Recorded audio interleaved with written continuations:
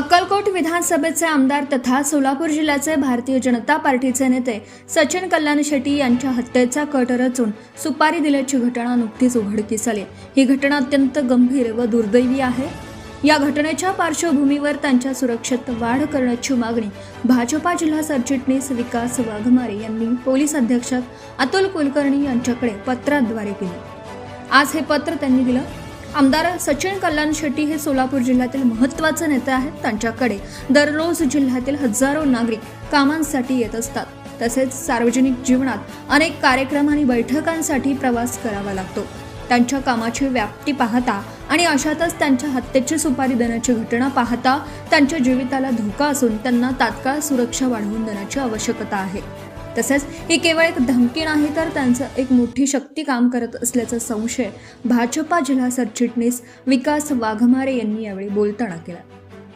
यावेळी भाजपा ओबीसी मोर्चाचे जिल्हाध्यक्ष विनायक सुतार, भाजपा उत्तर सोलापूर तालुकाध्यक्ष संभाजी दडे, भाजप युवा मोर्चा माजी जिल्हाध्यक्ष सुदर्शन यादव, भाजपा उत्तर सोलापूर तालुका उपाध्यक्ष अविनाश सिरसट आदी उपस्थित होते।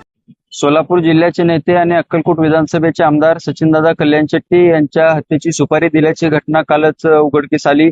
खरं तर लोकप्रतिनिधी म्हणून आज सचिनदादा कल्याण शेट्टी संबंध जिल्ह्यात प्रचंड मोठ्या प्रमाणामध्ये काम करतायत आणि अशा लोकप्रतिनिधीला हत्येची सुपारी देण्याची घटना अत्यंत दुर्दैवी आणि धक्कादायक आहे।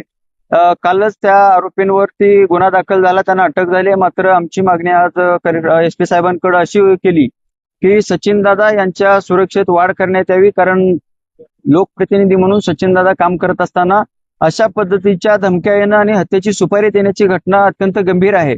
आणि अशा पद्धतीचा फक्त सुपारी देण्याचा विषय नाही तर त्याच्या पाठीमागं एक शक्ती काम करत असल्याचा दाट संशय आम्हाला आहे आणि पोलीस प्रशासनावरती विश्वास आहे की सचिनदादांना त्यांनी सुरक्षा वाढवून देण्यात यावी, कारण सार्वजनिक जीवनामध्ये काम करत असताना आज अक्कलकोट ठिकाणीच नाही तर संबंध जिल्ह्यातनं हजारो लोक सचिनदादांना दररोज भेटण्यासाठी येत असतात आणि अशा लोकप्रिय नेत्याला हत्येची सुपारी देण्याची घटना, त्यांना धमक्या येणं अत्यंत गंभीर आहे आणि त्यांना सुरक्षेत वाढ करण्यात यावी अशा पद्धतीची मागणी आम्ही आज SP साहेबांकडे केलेली आहे।